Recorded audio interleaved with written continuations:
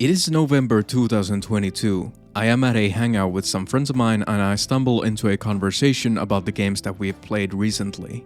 After talking about some of the games that we've been playing, the conversation shifts to Game Pass and how wild it is that you can essentially have a buffet of games with only $10. I mentioned that the only problem with Game Pass is that I'm having trouble finding the good titles that I should check out. And that's when she mentions it. Have you played Signalis? My reaction is honest. No, I haven't even heard of it. She mentions that I should give it a whirl and that I would probably like it. And so when I get home, I do just that. It's on Game Pass, I can try it out and then stop if it doesn't float my boat. In fact, that's what I'm expecting to happen since I've never even heard of this game. So after downloading the game, I boot it up. A few things catch my curiosity immediately. First and foremost, even before getting into the opening menu, there's a bright red warning sign noting some parts of this game might be considered violent or cruel. I am instantly a bit put off by this warning as I immediately assume that this is going to be one of those games that tries to shock the audience instead of creating something that is actually scary. I've been around the block, I've seen the gore porn of the early 2000s, and let me just say that I'll take something a bit more cerebral over that any day of the week. Only later did I learn that this is in fact a reference to Silent Hill 3, in which a similar warning is shown to the player upon booting up the game. The first reference of many to come. The second thing that catches my interest is the really cool opening menu design where the mechanical iris of a character follows the cursor. My reaction to this is basically the Marge Simpson neat meme. The third thing that catches my eye is the amount of different graphical settings. You can enable a CRT view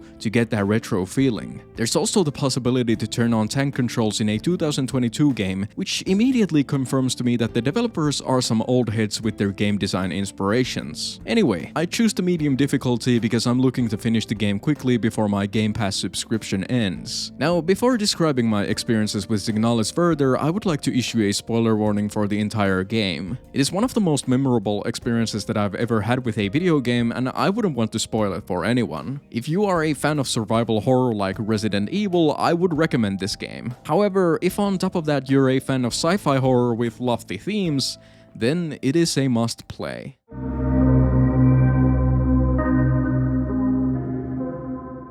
Signalis opens with Elster 512 waking up from a calibration unit. The following 15 minutes of gameplay are a masterclass of setting the tone and the mood for the game. You're stranded on a spaceship on a desolate snowy landscape. Looking out of the windows of the cockpit, there's nothing but snow to be seen. Just from the context, it is clear that your ship has landed in a strange new world. You are essentially stranded here. My mind is racing with different possibilities. Is this a survival type of game? Am I going to be fighting the alien fauna of this planet? Exploring the ship further, I noticed that there's no music, no sound cues. Just you exploring the ship with no sign of anyone else on board. According to one terminal, there should be someone else here as well, but there's no sign of them. Strange. The atmosphere itself is a weird combination of creepy and cozy. There's nothing that can harm the player in these first 15 minutes. In fact, it will be another 30 minutes until the player will even get the first chance to defend themselves against any type of enemy in the game. I of course didn't know this, so this part of the game built the expectation of dread, that this was a horror game that I should be on my tippy toes. So I progressed, got Elster the AVA suit, and got out of the ship into the snowy landscape. This is the first instance of the game switching from the top-down camera angle to the first person, a tool that the game is going to be using later on as well. Going through a weird gate-like structure, Elster steps down a hole into the ground. There's immediately a sense of why would something like this even be here? The game is clearly setting up a more sinister mystery to unravel throughout the narrative. Descending into said hole, there's even a smaller hole to crawl through. With no other option left, we proceed. On the other side, we come across a room which doesn't resemble anything that has been seen so far. There's a computer, books on a shelf, a safe bound with chains and 3 different locks, a closet and a door that leads somewhere. We've moved from a spaceship to an icy landscape to a massive hole in the ground, and now it seems like we're in someone's personal office. Quite a journey that we've made in the first 15 minutes. What's more interesting is that the tunnel which we just crawled in through has now disappeared. We're in surreal dreamlike territory here. As there isn't any other choice, I interact with the king in yellow sitting on the table next to the computer. I snarkily think that someone saw the first season of True Detective, and as I do it, the controls are taken away from me. A warning appears on the computer repeating a sequence of numbers in what I assume to be German. All the while the music, Chopin's Raindrop Prelude, starts to rise in the background. The music swells, Elster's face starts to melt off, revealing a metallic exoskeleton underneath. We see many disturbing visuals here. Someone holding a knife, blood spilling onto a ritual ground, a white-haired woman, and as the music reaches its crescendo, the title of Signalis pops up on the screen. Whoa. My doubts about the game, about how I've never heard of it, are wiped away instantly. In fact, it is such a strong introduction that I'm instantly excited to see where the game continues from here. It is without a doubt the best use of Raindrop Prelude I've seen since the Believe trailer for Halo 3 back in 2007. Now, I don't intend to keep describing my moment-to-moment experiences with Signalis in this manner for the entirety of this video, but I needed to begin by establishing the following. I was not expecting anything from this game. In fact, I was deliberately expecting it to underwhelm me, because surely if it was worth checking out, I would have already heard about it. In hindsight, that stings to even right, because in the intervening 2 years since the release of Signalis, it has become one of my favorite games of all time. Not because it's flawless in its execution, there are many aspects of the game design which pale in comparison to its peers, but because it is such a confident swing from a small developer that has genuinely stayed with me. I've played Signalis around 8 times to completion at this point, I've completed the game on all difficulties, I've gotten all the achievements, and I've reached all the endings. Not to beat a dead horse, but I think it should be very clear from the outset that I actually adore this game. It is a hodgepodge of various influences drawing equally from old-school survival horror games, dystopian literature, anime, and even cosmic horror at times. It shouldn't work, but somehow it just does. So with that, let's get into it.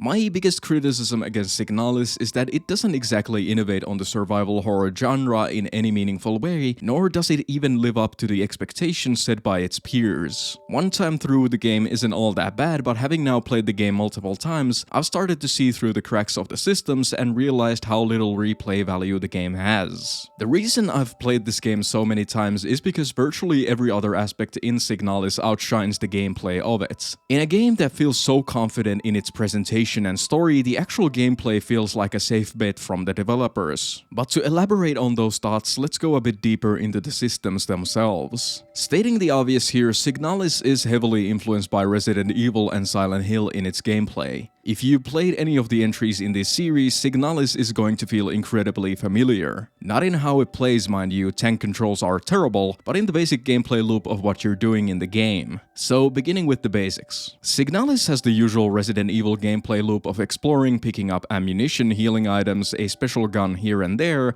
key cards, etc., and puzzle pieces. Downing enemies and fighting bosses. There's nothing wrong with this per se, it suits the game perfectly, and I'm really happy to have this sci-fi version of Resident Evil, which isn't, you know, Dead Space. But then again, you also have to recognize that this is a very stripped down version of that well-established formula. There are no gun upgrades, no elaborate item crafting systems, and no special type of ammunition with the exception of one type, I guess. Sure, you can combine some of the puzzle items and weaker healing items for stronger healing items, but still, there's no denying that this is extremely basic in comparison to modern contemporaries. I don't know if modern contemporaries is even the right term here, because Resident Evil 4 from 20 years ago had more complex upgrade systems than Signalis has. The only meaningful choices in terms of upgradability that are in the player's hands are if they're going to go the extra mile to get the Einhorn revolver or the Nitro Express rifle, which both require some exploring to get. Which brings up the question, why is that? I'm sure Rose Engine are totally aware of what the genre is doing currently, so why did they choose to simplify in this regard? One could point to the smaller budget, the reduced scope of the game, or because the developers wanted the game to feel like a throwback. The comparison point that they were looking for wasn't Resident Evil 4 from 2005, it was the original Resident Evil from 1996. Now, if that was the intention, then I commend the devs for updating that format.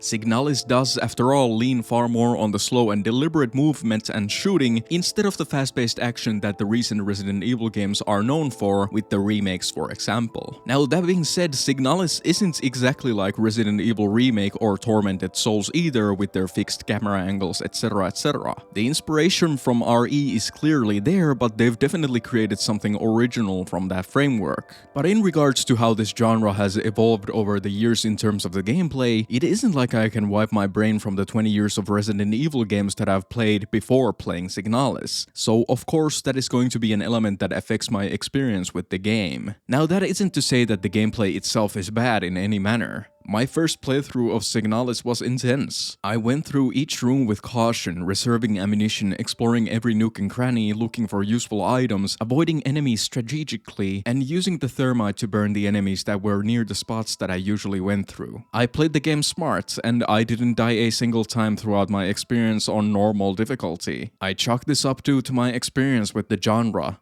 And overall, it was an enjoyable experience. The game did exactly what I wanted it to do, and with the added bonus of the story, the visuals, and the music, I came out thoroughly impressed with the entire experience. It is only after I started playing through the game multiple times on the hardest difficulty that I noticed that it wasn't my skills that had gotten me through. That's just how Signalis kinda is. The enemies are easy to down or avoid, there's always ammunition to be found, and ultimately the combat encounters are all fairly similar. The enemy designs are overall cool, but apart from the shield-carrying star units, the radio-influenced Calibri units, and the hulking armored Mina units, the enemy variety leaves more to be desired. Most combat encounters in this game follow a pattern. Take distance, shoot, and move away. Isaac Clarke taught me to kick him while they're down, and that's what I'm doing here as well. Storch and star units close the gap faster, but apart from that, they're not really that distinct in terms of challenge. I never got the sense that I was quote-unquote overwhelmed, like often tends to happen in Resident Evil, with the exception of 2 specific rooms. Hence, Signalis' most compelling combat encounters are in the moments where you're forced to juggle multiple types of enemies at the same time. Taking out a single star unit isn't difficult, but when you're juggling 2 Yules and a corrupted Calibri unit on top of that, now that's when things get a bit more interesting. Which is a shame considering that this specific scenario that I'm describing here only occurs a few times throughout the game. There are a total of 3 bosses in Signalis, those being the first encounter with the corrupted Mina unit, the Chimera, and finally Commander Falk. Is it Falke? Falk? I don't know, I'm just gonna keep saying Falk. The Mina fight never really clicked with me until I played the game on survival difficulty, as on the easier difficulties, it is fairly easy to just down the Arar units that come from beneath the floor and then just avoid the shots until Mina goes into her vulnerable state. I always found using this one pillar as cover as the most reliable strat, although it is sometimes difficult to line this up with the isometric perspective and all. As I played this game on normal difficulty a few times, I never struggled with this fight. On survival, however, for the first time during that run, I died. My run and gun methods didn't work in this closed-off environment, and thus I also had to make use of the thermite charges on the Arars for the first time. This is when I finally understood what the developer's intention must have been. Avoid Mina's laser shots while also taking out the Arars and burning them with the thermites.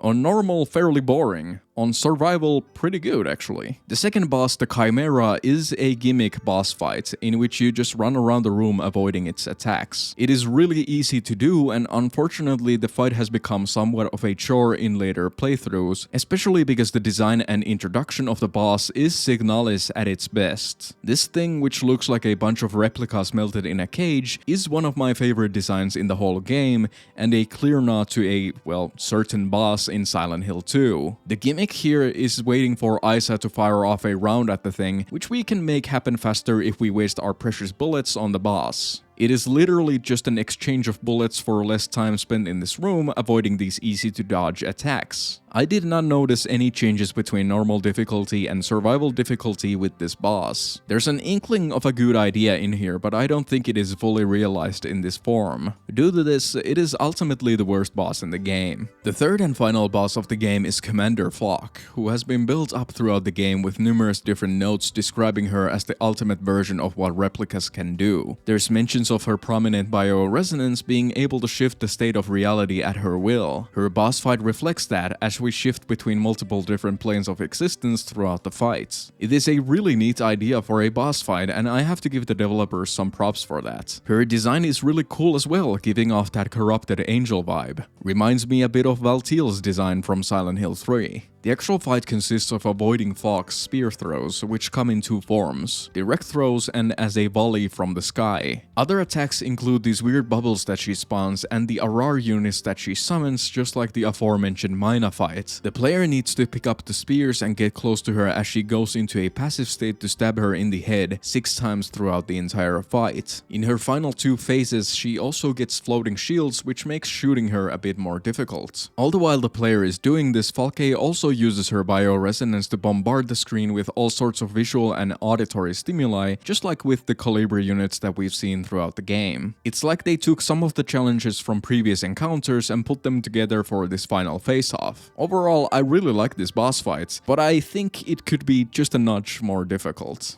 So where does that leave us in terms of the gameplay? Saying that Signalis is too easy isn't really a productive way of describing the game, as difficulty is of course highly subjective. What I would like to utilize as a metric instead is how much does the game impel the player to engage with its systems to complete it. The combat alone isn't supposed to be the main driver of challenge throughout the game. The challenge should be caused by a combination of the combat and the avoiding or sneaking that goes into it in conjunction with the resource management. You might be able to take down these 2 frightening star units, but are you going to have enough resources to get through the rest of this level? Does the game actually make you consider how you use your resources?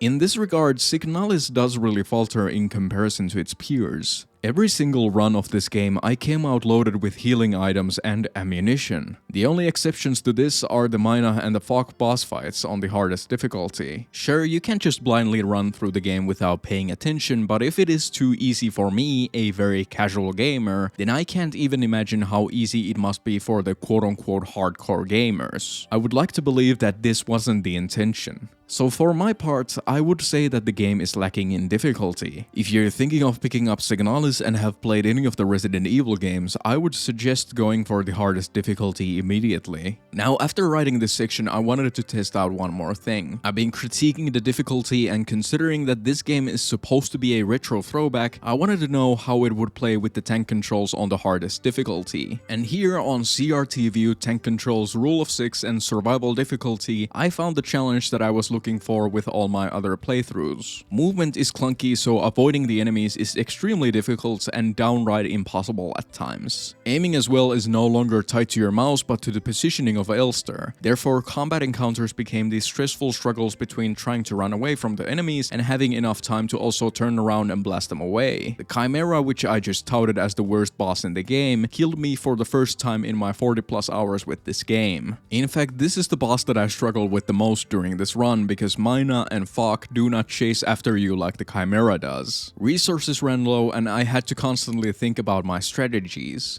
The game adjusted as well, giving me the resources that I needed to progress. Now, this is the other side of the I never ran out of resources coin. The game adapts to you playing badly, even on the hardest difficulty. Outside of my first playthrough of the game, I've never been as engaged in the gameplay as I was with this run. Now, I would never make the claim that this was how the game was meant to be played, but then again, this final run that I did ended up being one of my favorite ones. So, in summation, give this setting a spin if you've already played the game. Outside a few hiccups with the aiming, I had a blast with this version. Now, moving on to another topic.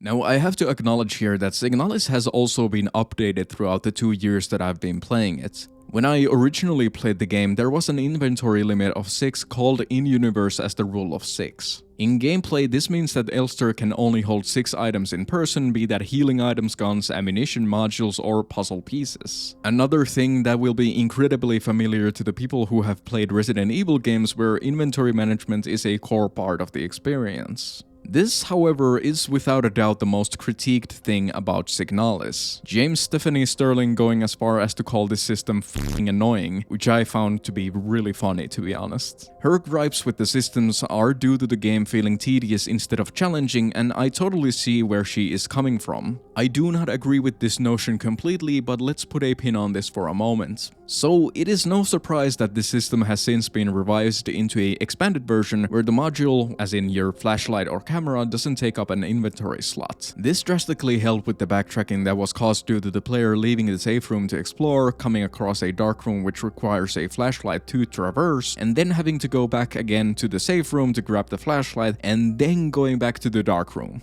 The game will legitimately not allow you to open doors in dark rooms with Elster just muttering it's too dark to see or something like that, even though you as the player might see that there's clearly a door there. It is indeed kinda tedious. I played the game multiple times before this patch was implemented, and I didn't have an issue with it at the time, but I can recognize in hindsight that this is a quality of life fix. My original impressions of the game were that it was supposed to be challenging to manage this stuff, so I kinda just accepted it for what it was. You need to consider what to bring along with you every single time you step out of the safe room to explore. Do I bring a lot of ammunition to get rid of the enemies, risking not having enough space for the items that I find? Do I risk finding bullets on my way there? This is a core guiding principle of the game design. The tension is built upon this dance between playing it safe and having to go back to the safe room again and again to drop off resources, or taking risks venturing into dangerous territory with minimal resources and returning to the safe room with many items. Just a simple change of giving the modules their own slot instead of taking away space from other items made the game less tedious, but then again, a part of the tension was lost in the process. Although I should also admit that I've played this game so many times at this point that my view of the inventory system is always going to be biased, because I already know where the key items are and if I should leave room for them. In addition to the flashlight module, the player also gains access to the eidactic module,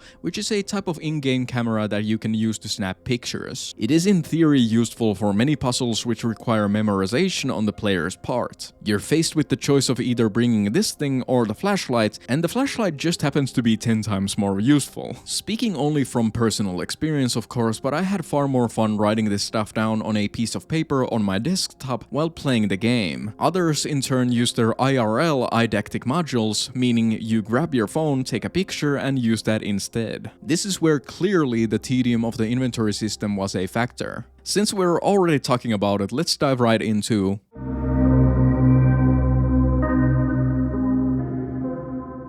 I really enjoyed the puzzles in Signalis. In my personal estimation, the puzzles range from okay to fantastic. It's a bit difficult to put into words, but this game is probably the closest that I've personally gotten to a video game feeling like an escape room. There's an incredibly tactile feeling to everything that you do. To operate a furnace, for example, you manually turn the knobs and pull the lever. To find a pattern on a keycard, you press a diegetic button on the X-ray machine and manually turn the skull into which the keycard is embedded. This blends in perfectly with the environment of the room that you're in, and I can see that the developers worked really hard to make this as immersive as possible. It's something that I commended in my video about Alien Isolation as well, and why I proclaimed that game as a masterpiece of immersion. Now Signalis isn't quite on that level, but I won't hold it against Rose Engine as they clearly had very different aims in this regard. I hope they maintain this sort of stuff in whatever they happen to be working on post Signalis. As a side note, there's a mod for Signalis which allows for the game to be played in the first and third person perspectives. If anyone in the audience has tried out that mod, I would love to hear your experiences with it. There's a healthy variety of puzzles here, ranging from follow the instructions on a piece of paper to radio puzzles to using various items to unlock a door. Now, some of these are once again clearly taken as inspiration from Resident Evil and Silent Hill, to the point that you already know what to do even before exploring if you've played those games before. However, Signalis doesn't, thank God, borrow the more eclectic side of the puzzles in the Silent Hill series.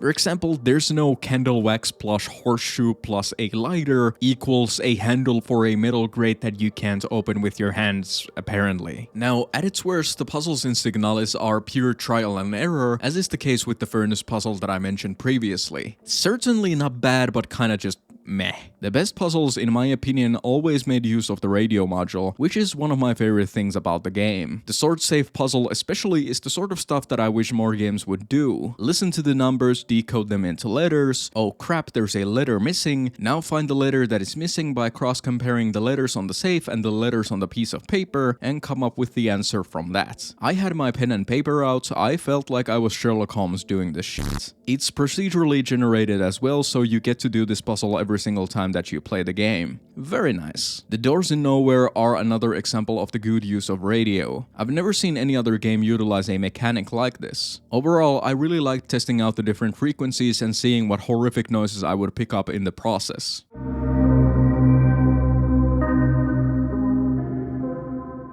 For this next portion of the essay, I'm going to discuss the visuals, music, and some of the clear influences that are visible in Signalis. Personally, I'm a big fan of the low-poly PS1 aesthetic, although Signalis certainly is far more quote-unquote high definition than those games. In a weird way, Signalis kinda looks like what I imagined the original Silent Hill to look like in my head, although if I were to actually check, it would of course be 10 times blurrier. Mixed in with the isometric view, there's a lot of detail to the places that Elster visits, be that a crash-landed spaceship or a fleshy underground facility. I already mentioned that the corrupted replicas have cool designs, but I should also mention that Elster's design is impressive with small details in her armor. I also love that her armor changes throughout the game. The different animations that Rose Engine designed for carrying, firing, and reloading the weapons as well are really impressive. I'm addicted to reloading the Einhorn with the empty casings falling to the ground. I even love reloading the Nitro Express rifle as the 2 cartridges go flying with small smoke trails.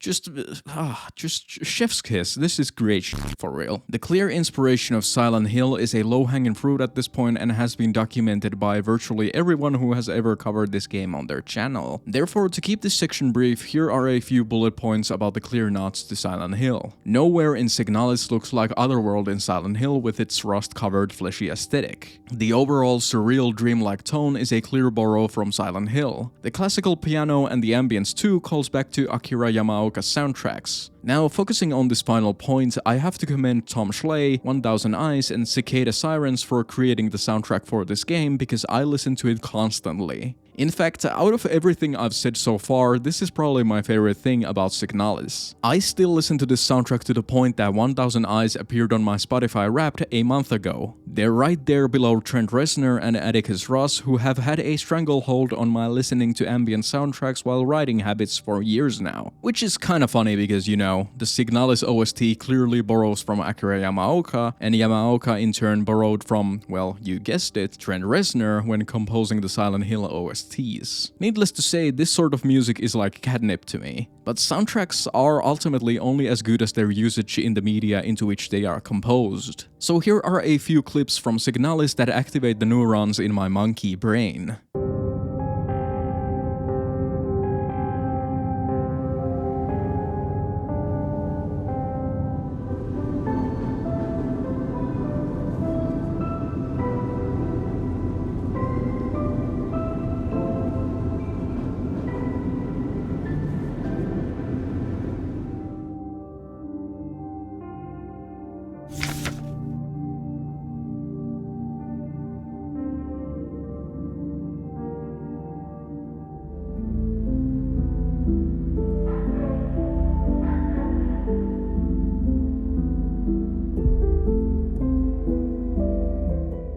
Just like with Silent Hill, it isn't the industrial tracks that are associated with the more horrific parts of the game that stick out. It's the ambient, hauntingly beautiful tracks that shape the aftermath of going through something so horrific. And Rose Engine clearly understands this. It is no surprise that when you're going through the hallways of the game that it sounds like this. And only when you emerge on the other side of the challenge, you're given this. It is one thing to be inspired by Silent Hill, and a whole other thing to actually understand what gives that series that trademark harrowing atmosphere. But to finally step away from the influence of Silent Hill specifically, we will start to notice plenty of other inspirations as well. Anime is an inspiration that Rose Engine themselves point out. Neon Genesis Evangelion especially feels like a point of reference for the visual style in Signalis. Others have pointed out Ghost in the Shell as an inspiration, but honestly, I've only seen the original 1995 film once years ago and this Scarlett Johansson one more recently, so I'm not equipped to really dig too deep into that claim. Blam also is often cited as a point of reference, but I've never read that manga, so I'm not gonna comment on it. What stuck out to me was the masterful use of quote-unquote high culture in the context of this sci-fi horror game, a genre that should be, by its presumptions, anything but. There's classical music from Chopin, Tchaikovsky, and Schubert. There's art from Arnold Böcklin and Eugene Bracht. By the way, I have no idea if I'm pronouncing those names correctly, sorry. In fact, the beach section is a fully realized version of the Shores of Oblivion, which was painted 8 times by Eugene Bracht, clearly tying into the cyclical nature of Elster's journey. Saturn devouring his son by Goya can be just randomly found in this one room.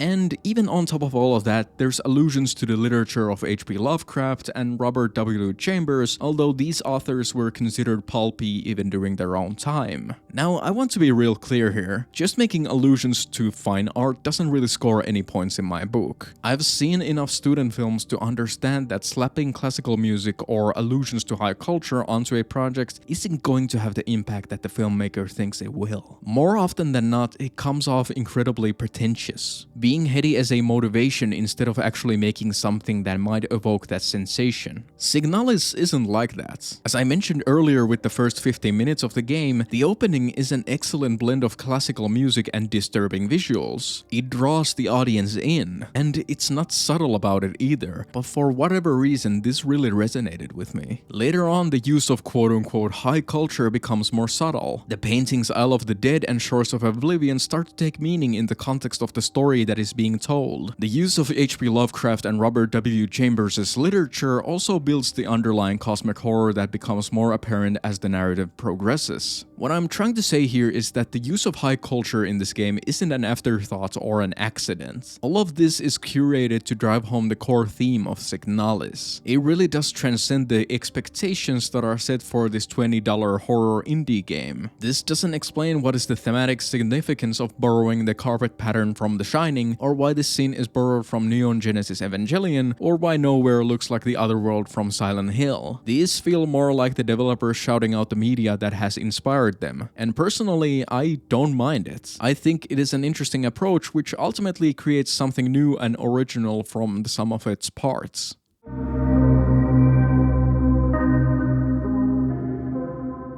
The narrative of Signalis is intentionally vague with a dreamlike surreal tone. It follows a cyclical structure where you revisit locations that you've already traversed. Interwoven with this is a backstory about a tyrannical regime that controls its citizens through misinformation, leaving you unable to trust what you're told. And layered on top of this are 1 or 2 characters' fragmented memories, which also further blur the line between reality and illusion. And then there's a Lovecraftian entity at the end of it, kinda, maybe, I don't know, it's open to interpretation. Now, that should probably give some sense as to why it's difficult to write about the narrative. What I'm instead going to do is to focus on the parts of the narrative that spoke to me personally. Signalis is about Elster and the many copies of her trying to maintain their promise to Ariane, the white-haired woman that we've seen throughout the narrative. The promise, as it is referred to, is the pledge that Ariane and Elster wouldn't leave each other behind as their time together ended on the Penrose 512 mission somewhere deep in the Oort cloud. Since we've already talked about how Signalis uses the media that it is inspired by to convey something original, it is very interesting how Elster's journey works as a sort of reversal of James Sunderland's story from Silent Hill 2. As I've made the conscious decision to not spoil Silent Hill 2 in this video, I'll leave this on a if you know you know basis. Elster's journey begins with her forgetting this promise, and it is only after the game's fake ending that she remembers why she is enduring this nightmare. The cyclical nature of the events, including the repeated deaths during gameplay, represent different iterations of Elster attempting to fulfill the promise. With each new cycle, the world becomes increasingly more corrupted by the influence of the Dreamer, that being either Ariane or Falk or both of them.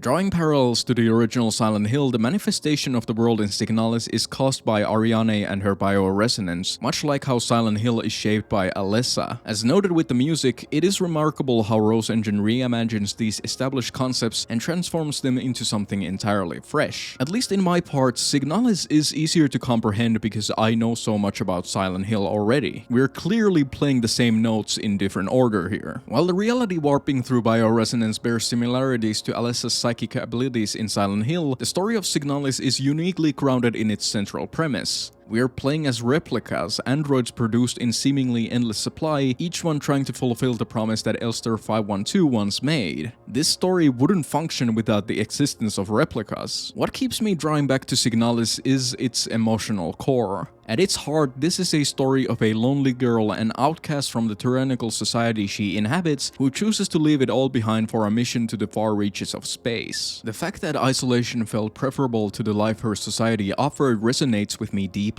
There have been moments in my life where, if given the chance, I might have accepted a mission like the Penrose program. And the thing that resonates even more is that this mission that Ariane goes on doesn't end up being what you'd expect. Ariane's life is miserable long before she joins the Penrose program. She initially enjoys a peaceful existence in isolation with her mother, but this is cut short when the overlords of the Yusan nation decide that she isn't receiving a proper education. She is forcibly relocated to the overcrowded brutalist Sector C in Rotfront to live with her aunt Camilla, a staunch believer in the Yusan nation's ideology. At school, Ariane is bullied and labeled odd by the teachers because of her interest in the arts and her free-thinking nature. Desperate to escape this oppressive environment, she joins the Penrose program, a mission bound to take years, carried out in complete isolation. Given how horrific everything created by the Yusan nation has been thus far, one would expect this mission to be no different. And yet somehow it is. Here, Ariane finally finds some meaning to her life. The first 3,000 cycles, that being 8 years, go well. She finds comfort in Elster 512, who through persona degradation becomes more human-like, remembering the love that her original imprint had. By the way, I know this is a lot of lore that I'm shoving down your throat. I would go into it, but this would take way too long. While we don't see the full extent of their relationship, the only truly happy moment in this entire game happens when the two celebrate their 3,000 cycle anniversary dancing together. I can't place enough emphasis on this. This is the only happy moment in the entire narrative.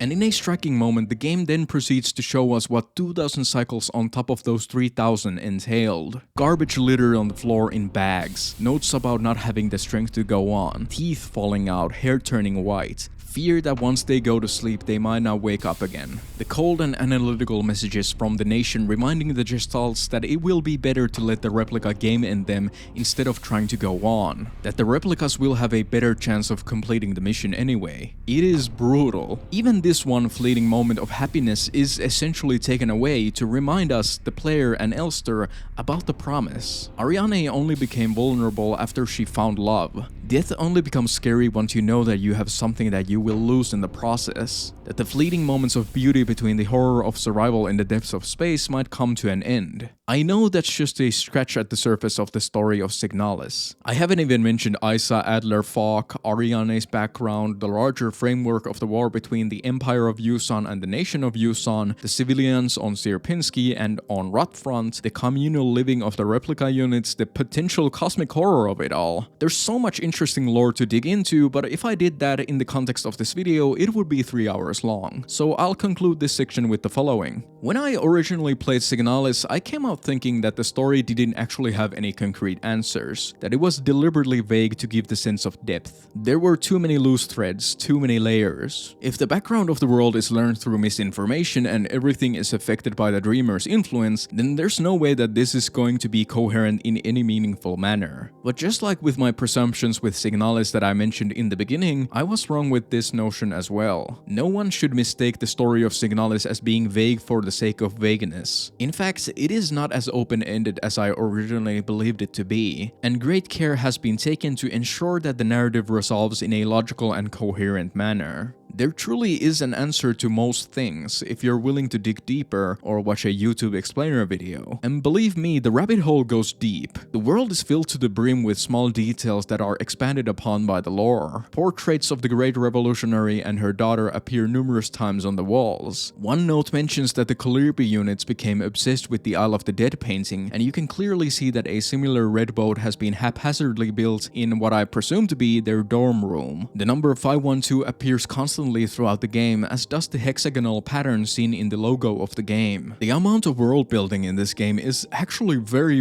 impressive. Signalis doesn't have traditional good or bad endings that are expected from this genre. Yuri Stern, one of the developers, mentioned that they didn't make a true ending because all the endings are valid. Due to the cyclical nature of the narrative, it is entirely possible that they all occur within the same overarching story. The memory ending in particular seems to be directly connected to earlier events in the game, such as when you acquire the upgraded armor from a previous iteration of Elster, suggesting it's a continuation of the story rather than an alternate outcome. The promise ending seems to be the only one that actually ends the cycle, but then again, I say that with a bit of hesitation.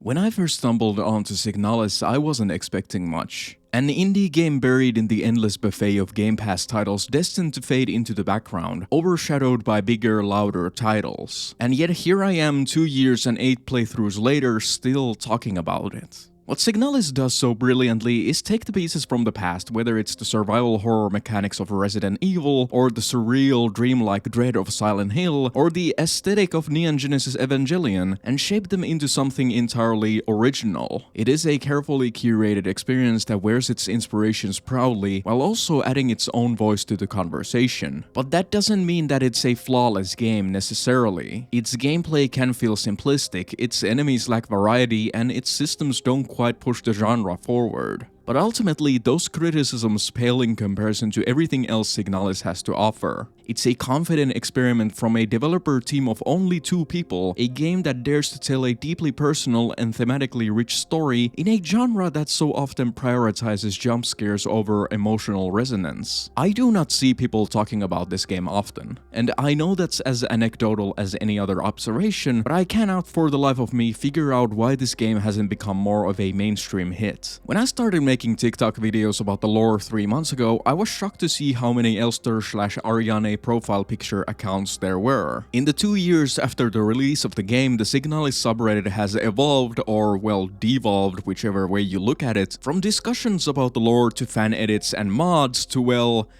I can't show this on YouTube. The people who have played Signalis clearly connect with it. More than anything, Signalis has stuck with me personally because of its heart. Beneath the layers of horror, cosmic dread, and retro aesthetics lies a story about love, loss, and the lengths we'll go to keep a promise. And for that, Signalis isn't just a game that I enjoyed. It's a game that I can't stop thinking about. Thanks for watching.